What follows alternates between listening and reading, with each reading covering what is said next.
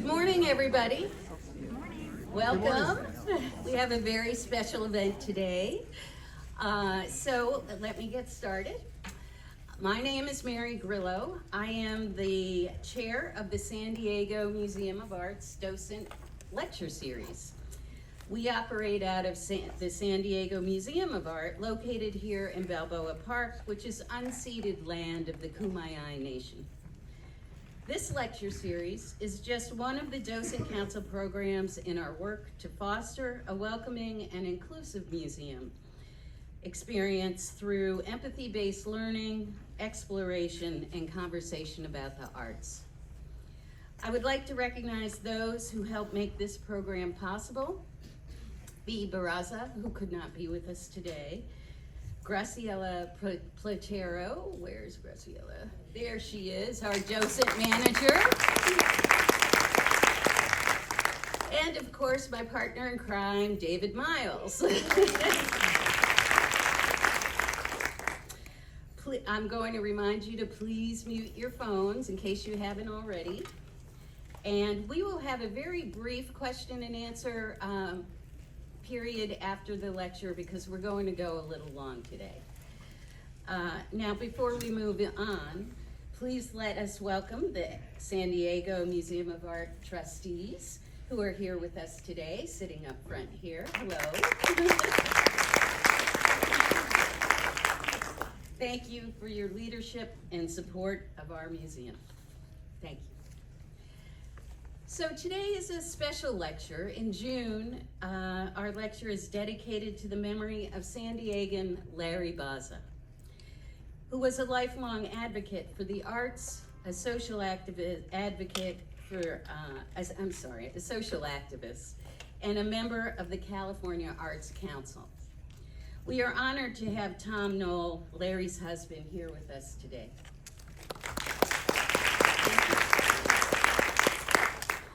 For those of you who didn't know Larry, he was a respected voice and advocate for inclusivity and a champion for progress, not only in San Diego, but statewide as well. As a champion for social justice, Latinos, and the LGBTQ movement, he recognized the importance of connecting the arts to other community causes. His compassion, courage, and commitment to social justice and the arts serves as an example to all of us as to how we can make our world a better place. In honor of Larry.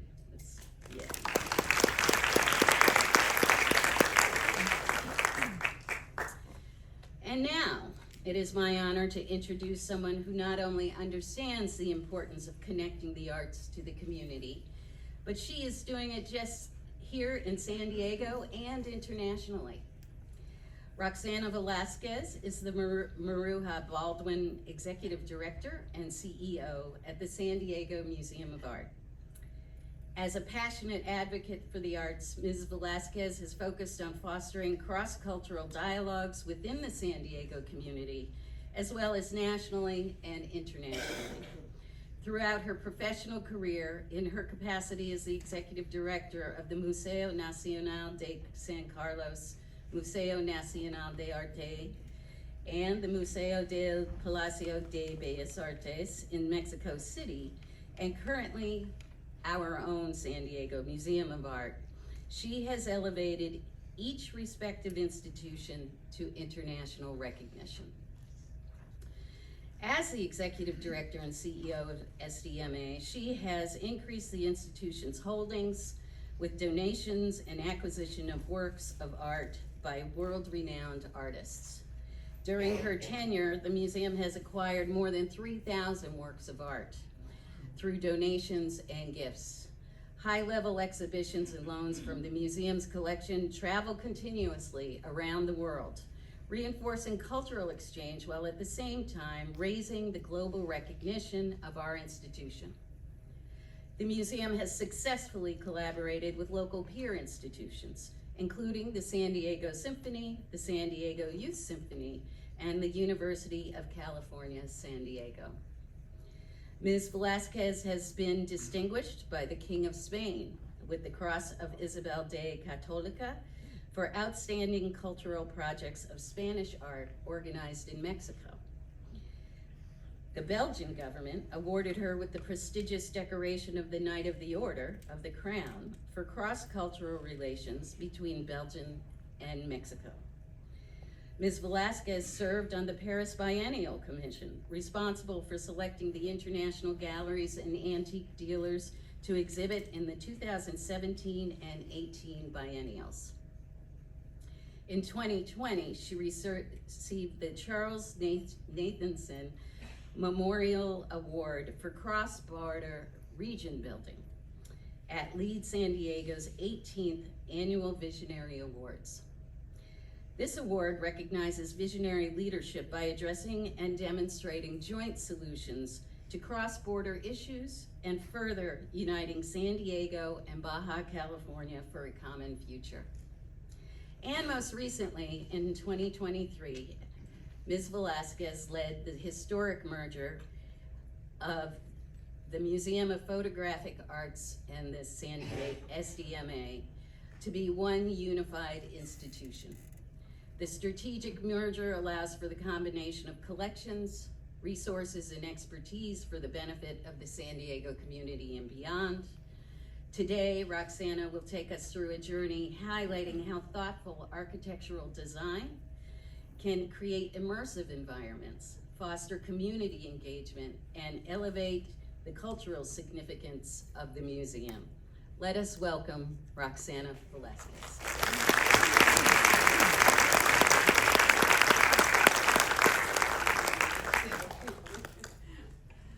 Thank you, Mary. That was a little too long, but thank you so much. I'm sorry, guys, for needing to hear, this story, but of course it has been a story of love, as you know well. So, good morning, and what a big pleasure to be here again with you, opening, not opening this time, closing. I used to open the talks for the last, 10 years, but closing your docent lecture series. And what an honor, and what really a good memory I have of my big friend, Larry Bassa.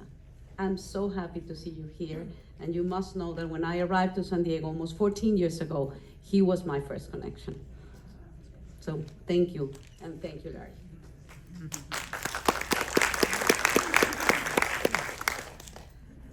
Especially important and relevant and exciting for me is to share with you all one of my favorite subjects, architecture. And precisely in this pivotal chapter, we at the San Diego Museum of Art are turning 100 years of existence, and at this precise moment are beginning to imagine and design what will be the next century. Architecture has indeed played a crucial role through our history, and architects, for me, represent a type of creative being that combines science and art, form and function at the highest levels. As you all know, architecture is the art and science of making certain that our cities and buildings actually fit with the way we want to live our lives. Architecture is more than just constructing a building or providing a home. Architecture is aimed at improving life, creating timeless, free, joyful spaces for all of our daily activities. Architecture has existed since humankind began. In choosing a beginning, let us start with Marcus Vitruvius, the very well-known Roman military engineer and architect who wrote the treatise, De Architectura, where he defined the three principles of architecture, better known as the Vitruvian triad. All buildings, he stated, should have three main attributes: firmitas, venustatis, and utilitas. Firmitas, strength. It should stand up robustly and remain in good condition. Venustatis, or beauty. It should be attractive and appealing to the people. It should delight and raise our spirits. Utilitas, functionality. It should be useful and function well for the people that are using it. The art and technique of designing and building is distinguished from the skills associated with only construction. The practice of architecture is employed to fulfill both practical and expressive requirements, and thus it serves both utilitarian and aesthetic ends. Unique among creative and artistic professions, architecture must always reflect the age and cultural context during which it was produced. More so, architecture gives a city existence, accessibility, style, and meaning. Architecture, as mentioned, is distinct from construction in the sense that it encompasses originality, creativity, and the fact that it is capable to ignite, provoke among the people of its towns, cities, countries, and continents a sense of pride, ownership, or even marvel. An iconic building with a harmonious balance between form and functionality has a unique capacity of transforming the urban or rural landscape with the almost alchemistic power to awaken and convert a complete region into an indelible experience. Today, thank you for allowing me to take the liberty to choose some of my favorite examples of architecture throughout the world and throughout the centuries that will exemplify the statements that I just said. And I just want all of you to allow yourselves to be immersed in the images that we will be touring together. And always remember that Dante Alighieri wrote in the Divine Comedy, the world, the cosmos is conceived through architectonic properties, a tripartite structure of three realms. Hell, visualized as an iconic pit, purgatory, described as an iconic mountain on the exact opposite side of the planet, or paradise, consisting of infinite spheres. I read in a magazine of architecture some years ago this phrase that always stick to my brain. Architecture over the centuries has served as an intellectual edifice where channels of thought in mathematics, cosmology, and philosophy intersect in a unique, poetically manner. But for all of you, just imagine to be surrounded by or to enter a work of art in a functional way. That for me represents a rare capacity of experiencing perfection. The first one. The image that you are contemplating now is a painting by Giovanni Paolo Panini, done in 1757. It is a collection of the city's most famous monuments, Rome. There were two paintings, in fact, the Rome Antica and the Rome Moderna, the modern Rome. And the painting depicts, as you can see, a collection of miniature images of monuments, must-see spaces in Rome. And in this case, the Comte de Seville, the French ambassador to Rome at the time, commissioned this pair of paintings, and he himself is portrayed at the center contemplating a guidebook. Panini, 18th century artist, I know many of you know him, included himself in the painting and also paying respect to the relevance of architecture and architects. The so-called Grand Tour for painters and tourists alike was implied the visit of these Roman monuments, or Venice in some cases, and the genre called veduti, capriccios, that I'm sure you all know, were created as souvenirs for the visitors to bring back home. That experience, that sensation of being exposed to a monument, a piece of architecture. The capriccios, as you know, is a landscape with architectural elements that are created in a fictional manner, but that intend to attract the spectators, of course, in attention. Also commissioned by the Comte of Steinville, the next painting, so-called the Modern Rome, is a pendant to ancient Rome and catalogs some of the city's most famous monuments from 2 centuries prior to the execution of the same painting. You can distinguish and identify easily works by Lorenzo Bernini, Michelangelo, the Piazza Navona, the Spanish Steps in Rome, and the Villa Borghese. I am absolutely sure many of you have been there. So what is architecture?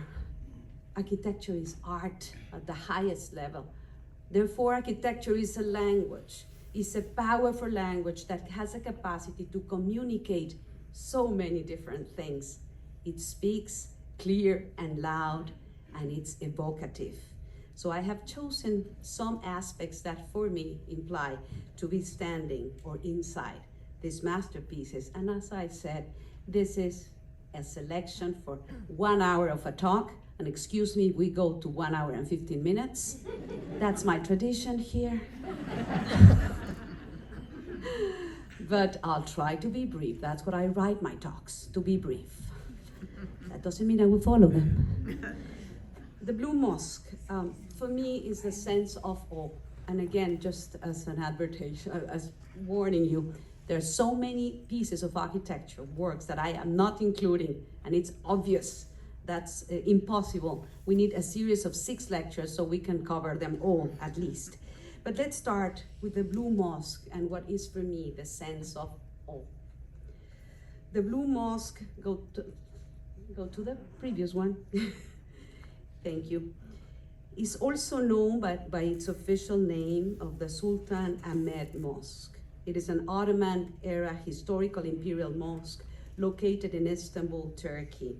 It was constructed between 1609 and 1617 during the rule of Ahmed I and remains as a functioning mosque today. It was originally built to contrast the Byzantine Hagia Sophia Grand Mosque. The architecture of the mosque is distinctive both inside and out.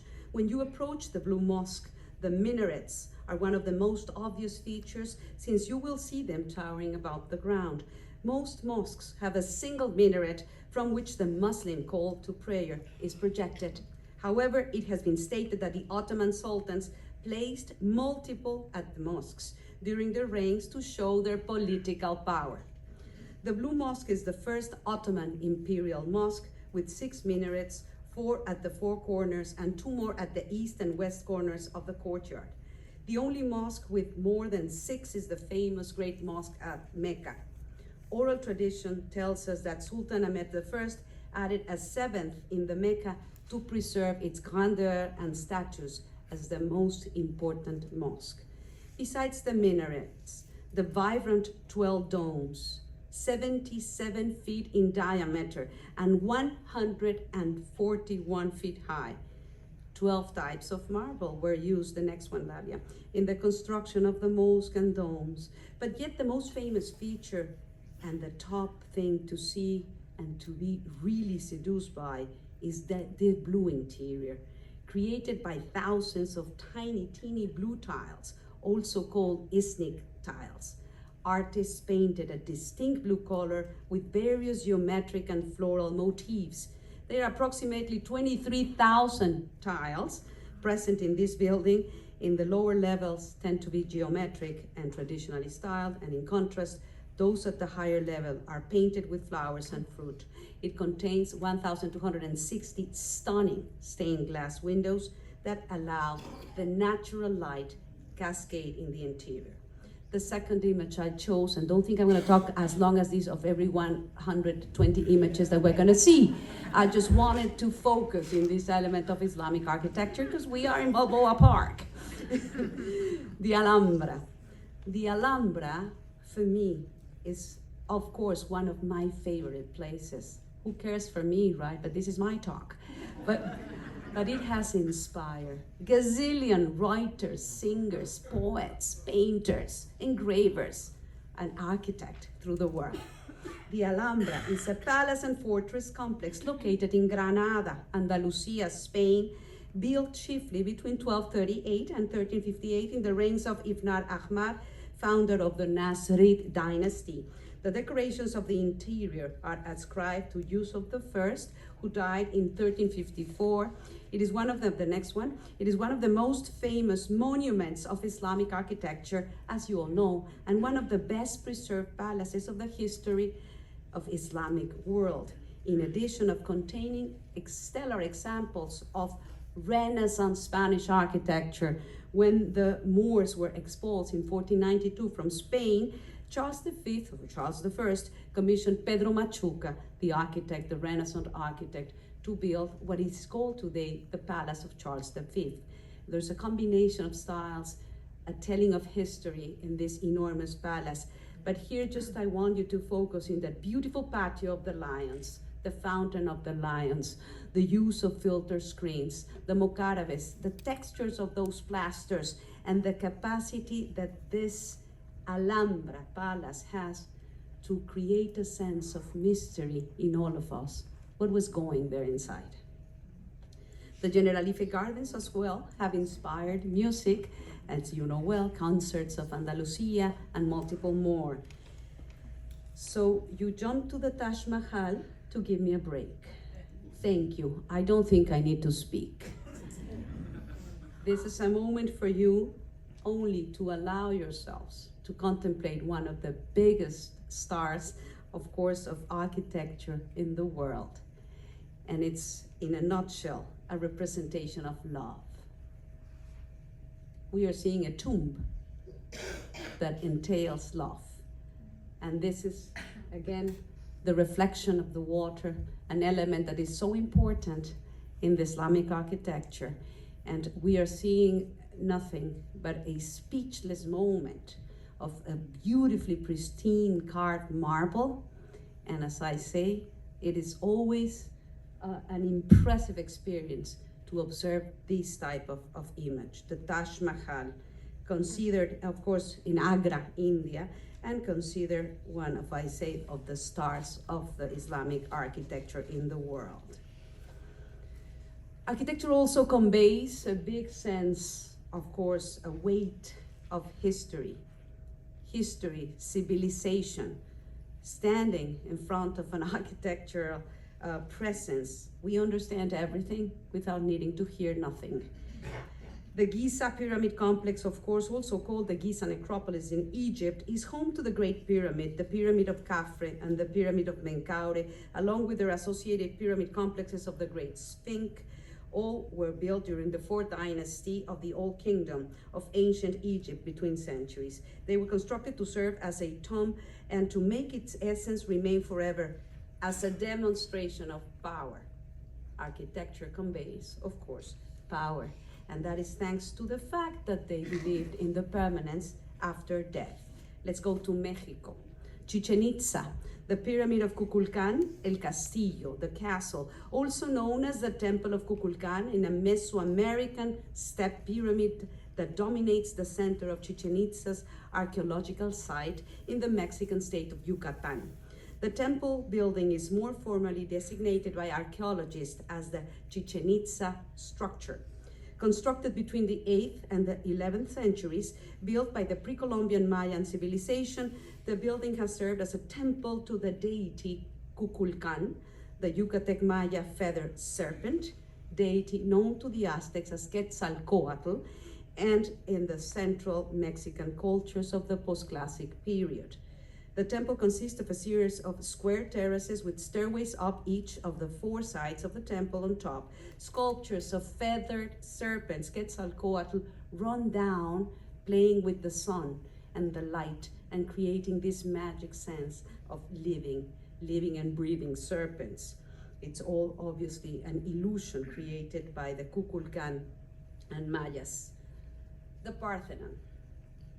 The Parthenon, as you all know, is the former temple of Athenian at the Acropolis in Greece that was dedicated to the goddess Athena. Its decorative sculptures are considered some of the high points of classical Greek art, and the Parthenon is considered an enduring symbol of ancient Greece. It's considered a symbol of ancient Greece, democracy, and Western civilization.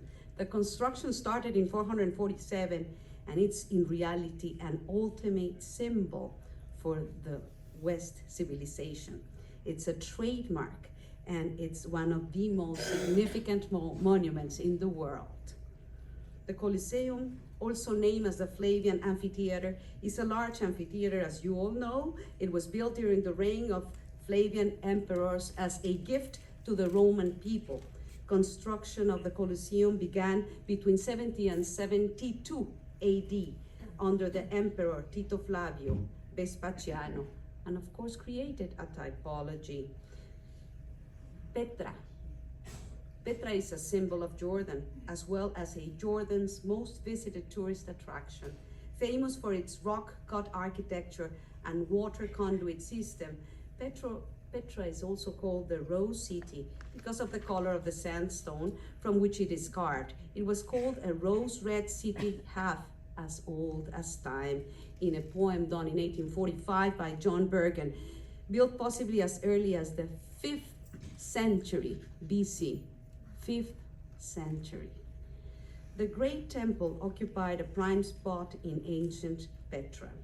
The Great Wall, the next one, translated from the Chinese literally as 10,000 li, unit as Chinese unit of distances, a very long wall, of course, 13,171 miles, a series of fortifications that were built across the historical northern borders of ancient Chinese states and Imperial China as a protection against various nomadic groups from the Eurasian steppes. Several walls were built from as early as the 7th century BC, with selective stretches later joined by King Shi Huang, the first emperor. Here, of course, we are contemplating again an architectural construction that was done for protection, for defense, but says a lot. Machu Picchu in the 15th century is an Inca citadel located in the eastern cordillera of southern Peru on a 7,970 feet mountain ridge, often referred as the lost city of the Incas. It is the most familiar icon of the Inca Empire. Angkor Wat is a Hindu-Buddhist temple complex in Cambodia. It is dedicated to the Hindu god Vishnu, located on a site measuring 162 hectares within the ancient Khmer capital city of Angkor. It is considered as the largest religious structure in the world. The builder is Suryavarman II and founded in the 12th century. So from the antiquities or sites, I'm jumping to what I consider the omnipresence of the divine. We all know that architecture aims to create a sensation and convey an aesthetic emotion besides functionality. For me, there is not a clearer example than the Gothic cathedral. The story to be learned, the story to be told from the facade to the interior and the exit, the next one, exemplifies the transcendence of the spirituality and the perception of the divine. Any of you that have stepped foot into a Gothic cathedral like Notre Dame, Reims, Cologne, wherever you have gone, Seville, it's impossible to not feel the presence, the weight of those skills, the skills that were taught during the medieval times in order to manage the heights, the weight of those stones, the perfection of those rose windows, the stained glasses that just blinded us all when contemplating them. It is the real presence of spirituality for me, as I said, entering into these spaces and learning about the technical skills that were needed to combine the colors to create those stained glasses that marvelous us. I needed to stop more than just in a brief slide. Keep going, Dalia. Of course, the techniques. Let's go to the Renaissance now. Jumping from the medieval times, the Renaissance allows me to talk about two things that I consider relevant for our story of architecture. First, from the presence of the divine to the landing of the humankind. Renaissance, the human being is at the center. We know, we control. We want to have a lower communication with God or deity at the time. It's a direct connection through rationalism and learning. And it's the people of the town in Florence, the bankers, the Medicis, who envisioned the fact that they needed to excite and create a one uniting, unifying building, the dome of this cathedral, to create the pride and to create, as I said, unification from a town. So the case of the Medicis, of course, I'm sure all of you have seen the series, the Netflix. But if you have not been in this baptistry and this dome, I really invite you. Don't go in the summer, it's really hot. But take a chance to observe those marbles and that perfection of management of mathematics and proportion to create this enormous dome in Santa Maria del Fiore, the Renaissance. So let's go to the Baroque now, very fast. The Baroque, what is the Baroque? The exuberance, the grandeur, the sensuous, the voluptuosity, the dynamism of those lines, so complex. The Baroque was intended to create, again, a sense of presence. I'm exposing here, of course, the St. Peter's Cathedral, the Vatican, because I consider really an impressive Baroquism way to embrace the people.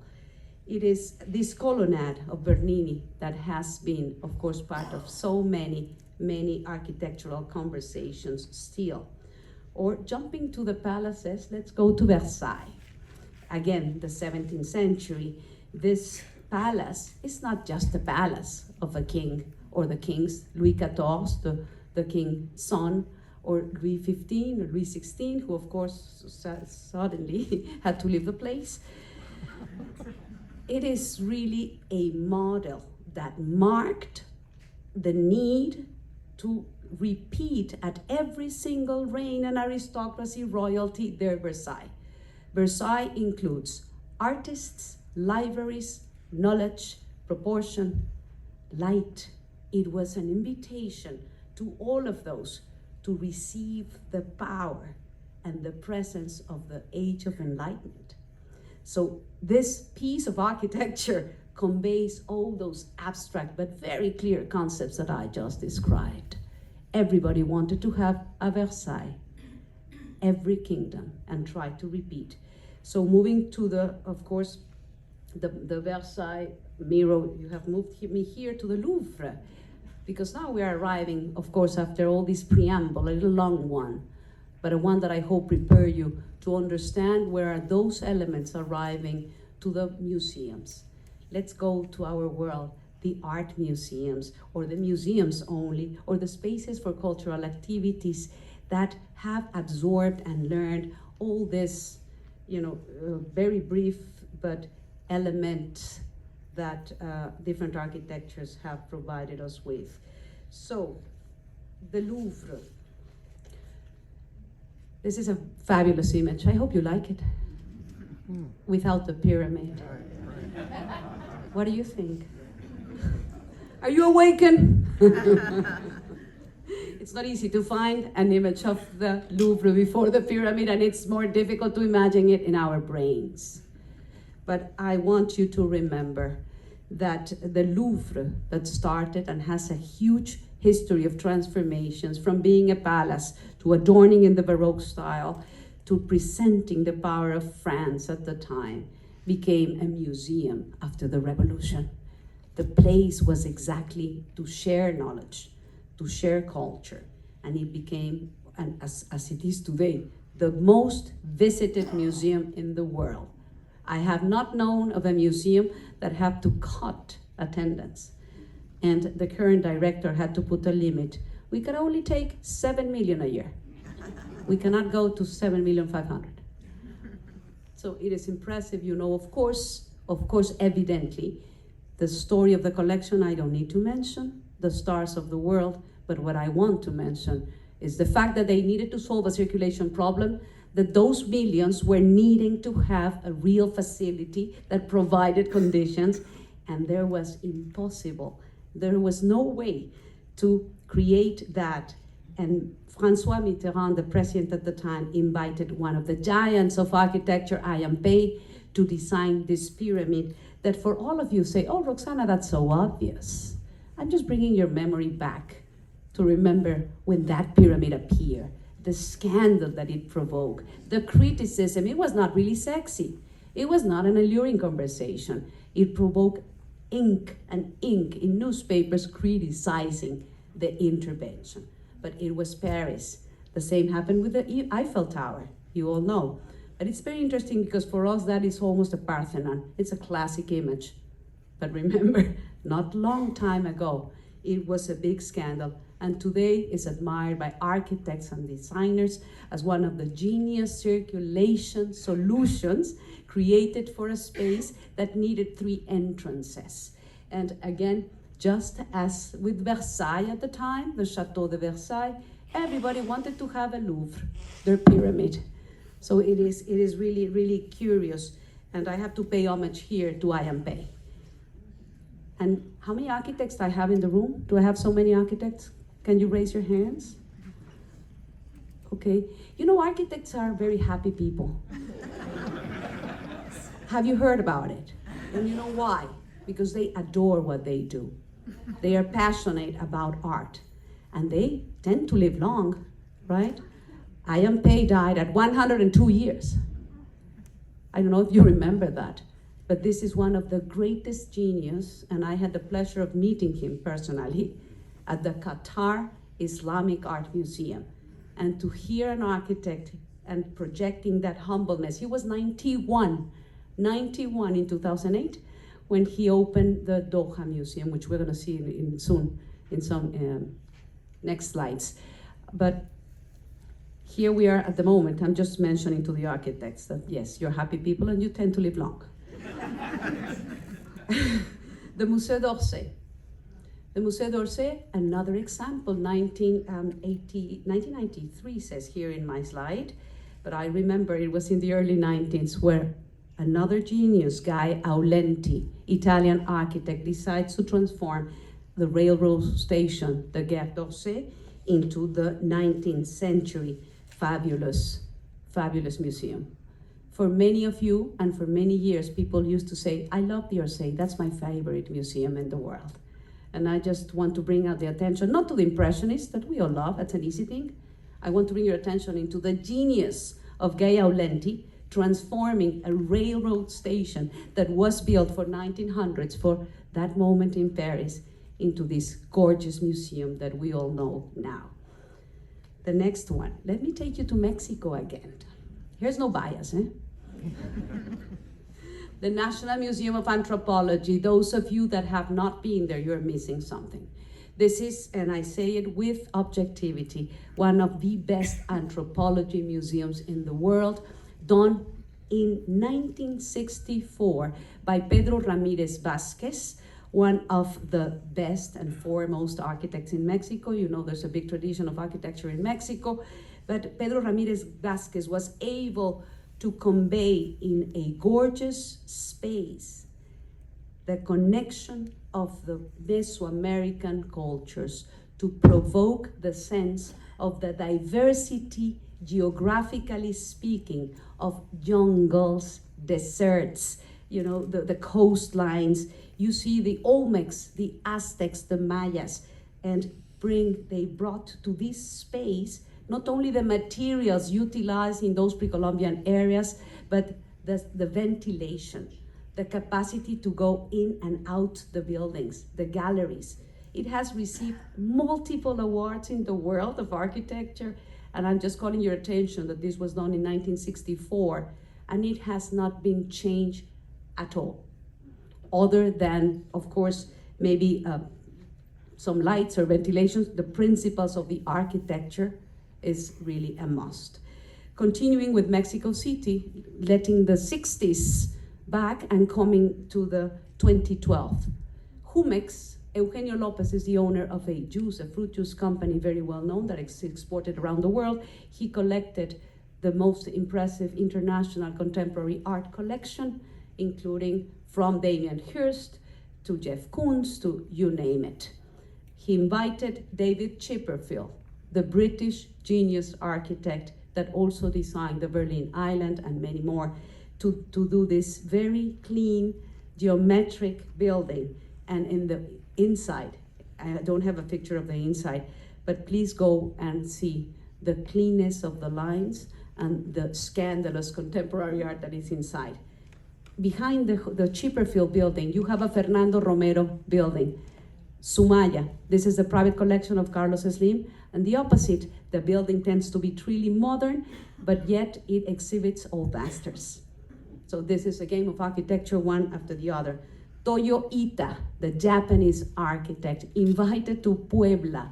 Puebla is an 18th century city of Mexico that houses the vice-regal paintings, the castas, the landscapes. And yet we have this impressive example of modernity and minimalistic, Toyo Ito. Keep going. Guggenheim. Okay, let's get to the United States. Of course, we cannot not mention the father of architects here, Frank Lloyd Wright. You all have seen this museum, I guess, I assume, right? That's why I don't take a lot of time here.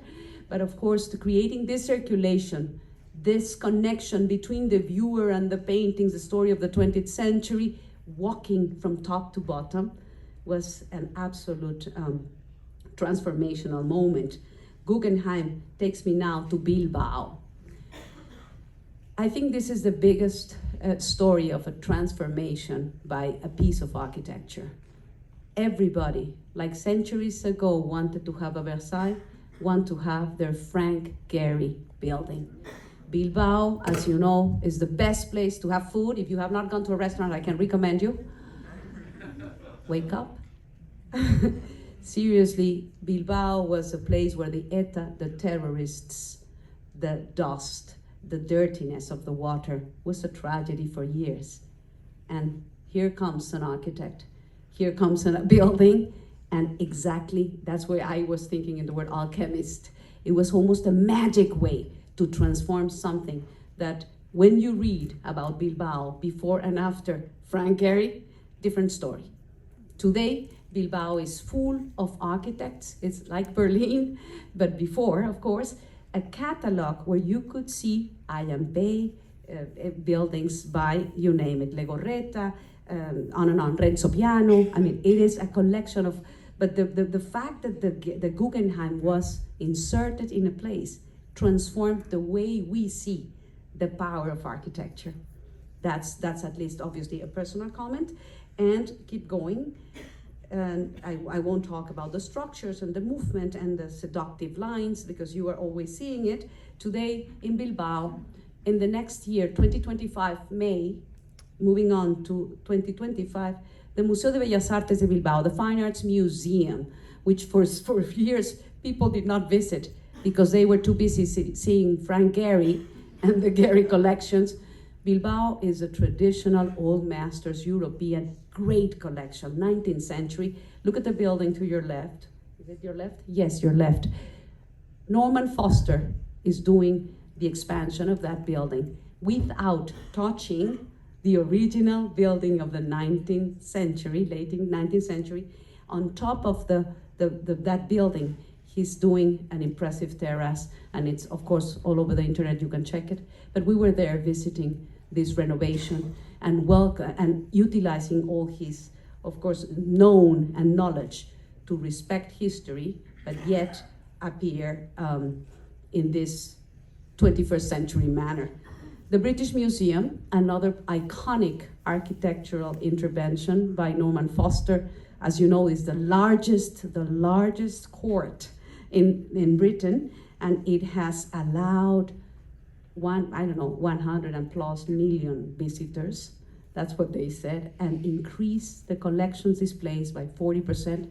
This is an old baby. This was in 2000, okay? But this dome was another of his masterpieces after the Reichstag.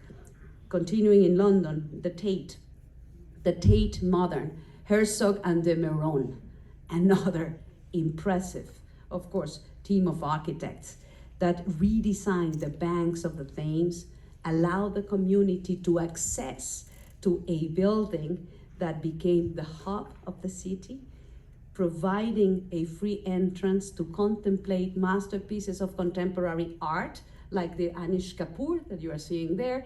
But on top of that, the concerts, coffees, a place for the community to be. Today, we started with pre-Columbian ruins and pyramids and palaces.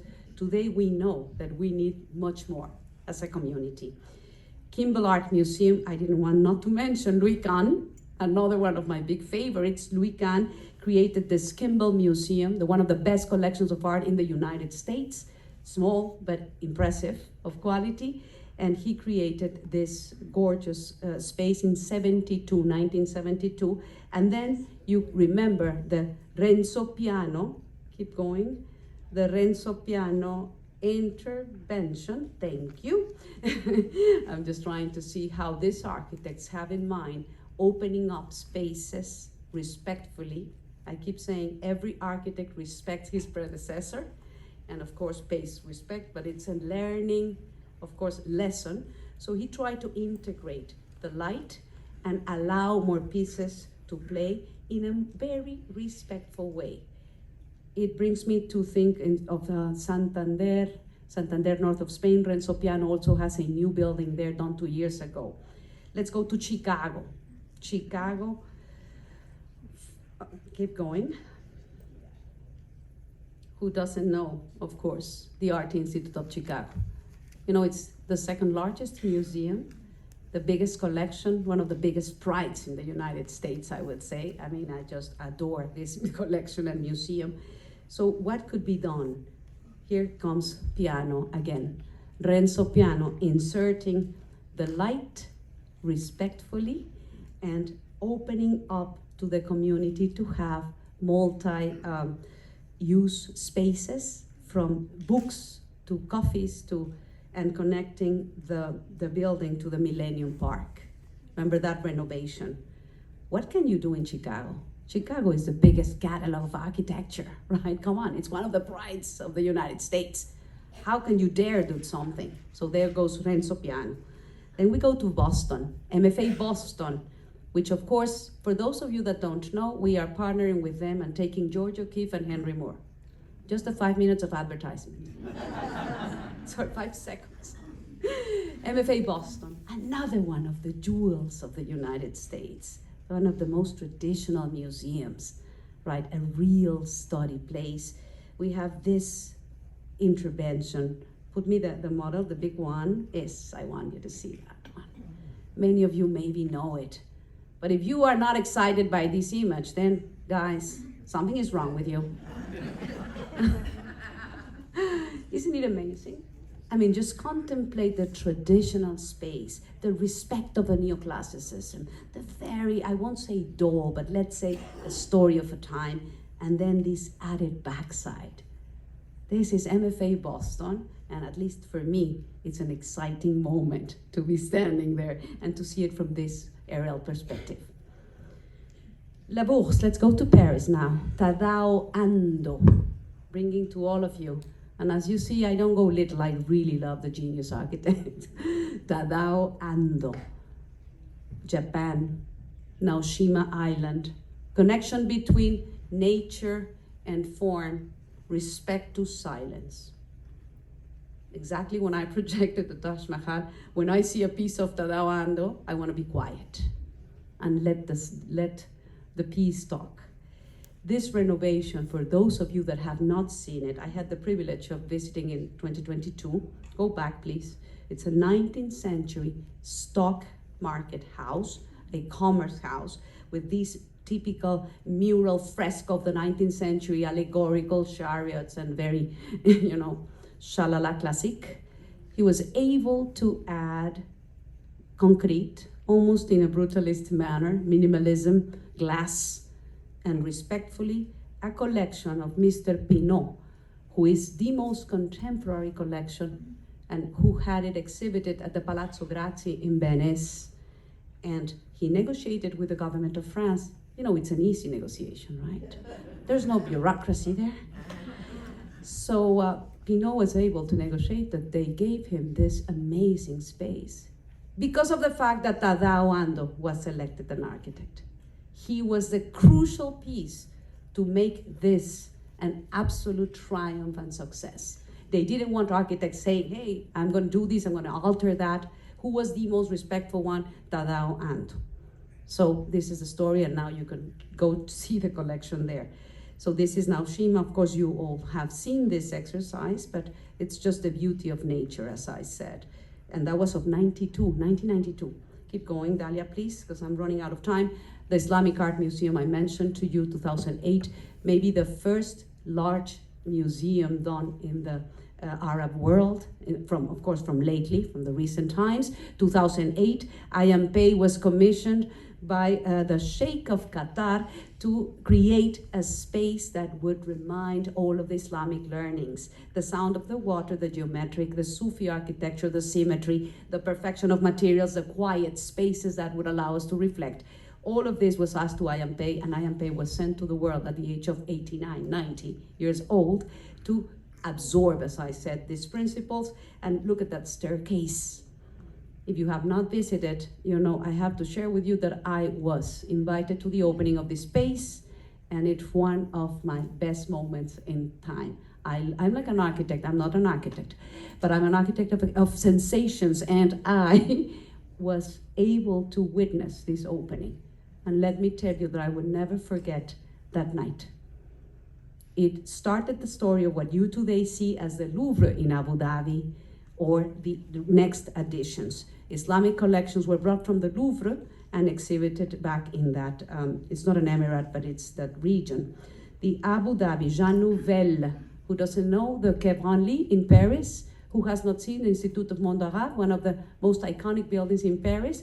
Jean Nouvel also restored the Reina Sofia in Madrid, but for Abu Dhabi, he was invited, and it has been said it is his stellar piece, now opened just recently, 2017. And what are we seeing there? The filter screens again, and the response to creating a universal museum for the area, for the Arab world. They commissioned Jean Nouvel, giving him the task to bring a universal museum where cultures and civilizations were all connected. Keep going. Who said wow? I'm sorry. That's exactly what I was waiting all day. The wow effect, guys, untap your pores, right? What is this? That's the moment when I have to use the silences of music. Be quiet, Roxana. It's a wow woman. I adore Zaha Hadid, the late Zaha Hadid. She's, of course, as you all know, one of the genius women architects. And I am absolutely a fan of her work. Why? Because she was daring. It's not because she was a woman architect. It's because she was daring, push the boundaries, extreme the curves, create voluptuosity, and really expand our thoughts. What was she doing? This is Azerbaijan, I'm sorry for my pronunciation, let's say Baku, and it was considered by UNESCO, obviously, a world monument. This is a cultural center where an auditorium is inside, and when you see those curves, and she has worked in China and in many places. She was from Iraq born, but a British citizen, but she said that she was always told that a woman would never make it in architecture. That was not a normal thing, but yet she created a type of architecture that extracts our wow from the mouth. Keep going. Argentina, let's go to Latin America a bit. South America, the post office building, 19th century traditional building, very classic. The Kirchner family decide to create a cultural center, invite a group of architects, local architects, get inside, please, to a detail, and create the most important digital media immersive museum for Argentina. This is so successful, has been able to awaken communities, create that space, and from musical sounds to digital projections to augmented realities, the best technology and structure. But how do you transform a place like the one you saw into this amazing, iconic modernity without touching the exterior? Just architects can do that. Spain, the Royal Collections in Madrid. They just opened. I'm sure you saw all the newspapers in the world. This was less than a year ago. This big museum done by Tuñón and Mansilla in Madrid integrated and reintegrated the royal collections of Spain. And it is so respectful, go back, and almost so, what would I say, so clean, so cement. It's not trying to call your attention. It's just trying to inside open up spaces. Go please, the next one. And if you have not visited, just check it out, because it was gazillion amount of works of art that were able to be displayed without competing with the building. Next, the House of Wisdom, another project by Foster. This is a cultural center in Sharjah, again the Arab world, opened in 2020. And after talking to the community and asking the youth, what would you like to have as a library? What is your expectation for the next century? They came up with this building that has awakened that community and transformed it into a youth-specific center. Let's come to California. Let's go back home, because it's getting late here. Let's bring it back home. I think this doesn't need an introduction. But go back in your brains and remember what happened when the Getty opened. What were the newspapers of the world saying about Richard Meyer? About Hollywood or LA? Suddenly our concept of LA was changed. I have to go to LA? No, I have to go to the Getty. The Getty building surpassed the concept of culture. And remember this debate between the East Coast, the West Coast, go back to 97. This building, for me, is an absolute stellar building that was able to get the mission, of course, of showcasing the 4 branches of the Getty. That's it. The Frank area, again, 2003. That beautiful, gorgeous downtown in LA. Of course, I'm joking, eh? Anybody feels excited by the downtown in LA? Please. But then here he comes, another magic, right, appearing with this beautiful, pristine, acoustic masterpiece. And keep going. Mr. Broad, Charles Diller Scofidio and Renfro. Charles Renfro told me when he was in San Diego, Roxana, we needed to have a building that could not compete, but at least don't disappear, sitting against Gary. And you know the story of this. Whether you like them or not, Diller and Scofidio built the MoMA in New York. They are the guys that are managing this genius way of not having space, yet having to have a space. But Diller Scofidio created a place, again, free space, free for the public. And if you remember that first year, they were taking notes and tickets, and all the crowds came to see the collection of a private guy, but very importantly, the building. SFA MoMA. We had Neil Van Ezra talking at one of our board meetings. I know if you remember, board members. He was here sharing with us the passage after 15 years walking to get that building right in San Francisco. And the result, go back. Don't rush me. I'm almost done. Almost done. Patience, my dear. And I know you need a lot. Hey, you know very well Snohetta. Snohetta are the Norwegian architects, another of those that respect environment, the planet, the world, and want to create these dances between architecture and nature. They told us here when they were in San Diego, the Snohetta team, that this building was inspired in the Cascades of San Francisco. So the polymer, that are the materials, move with the light and create this sense of water. And I'm going to remind you, the Kukulkan pyramid of the 8th century with the serpents, the feather serpents, we're doing exactly the same, just in the 8th century. There's nothing new under the sun. Okay, Salk Institute. Let's get home. I think many of you would agree with me. This is the best building we have in the city. What Louis Kahn made here, obviously, needs no explanation again. The modernity, the brutalistic manage of materials, the simplicity of those lines, the location of the sunset in the middle of that open plaza, right? Not invading with anything Baroque, but that impressive space to allow the scientists to come up with ideas and discuss in the plaza has been showcased by so many fashion shows and things. Sometimes we live with this or we don't even care. I always remind everybody, this is in the city, feel the pride. Because Luican made it with the collaboration of another Mexican architect, Barragan, who designed the plaza. And some of you would remember that we had an exhibition devoted to Luican some years ago at the San Diego Museum of Art, and we had the check that he got paid for designing the plaza. It was a beautiful exhibition done by Vitra architects in Germany. San Diego has changed. So in closing, I would just like to say, I hope I have been able to open up your senses, remind you things that you already know well, and obvious things, but remind you what is the power of architecture, what has our history done for us, why architects occupy that space in Dante's Divine Comedy, and art, of course, and how could we serve our communities better. The San Diego community, for the San Diego Museum of Art, of course, has enlarged enormously. We have seen what has happened around the world, Latin America, Europe, France, little towns, Santander. We have all witnessed what has happened. The San Diego Museum of Art decided to grow from within.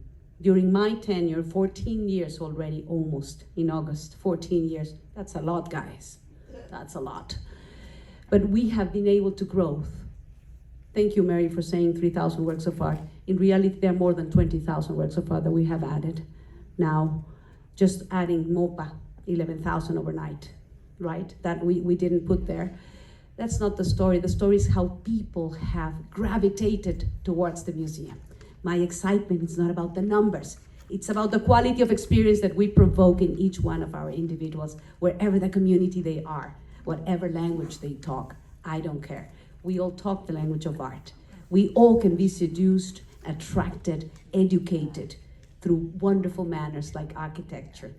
San Diego has changed a lot for me since I arrived. I'm just showcasing there one of the latest additions to a city that was not able or capable to do much because we were not LA, because we were not Chicago, because we were a Navy town, because what have you. That's what I heard when I arrived. I'm just quoting San Diegans. In reality, when I look at this small slide, I congratulate all of those that were daring enough to do additions, right? Go back to the Salk, please. And remember, we had the top of the top in 1963. Move on, we have now added other spaces. I didn't put the library here, which you all know. I mean, with the risk of leaving things out, I just want to mention that the time has arrived.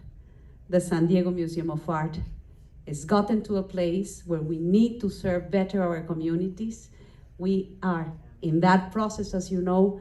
We selected Norman Foster after a thorough exercise. We started this conversation a long time ago, and there's committees from the board, from the staff, from volunteers that selected out of 61 firms of architecture, Norman Foster. So the future is yet to be described, and thank you for being there with us. The next talk you will see, I hope, what we will be doing together for the city, for the community, and to put art back at the center of this region. Thank you all for your patience. Thank you, Graciela, Deidre, and Dalia, for helping me with the PowerPoint. Thank you.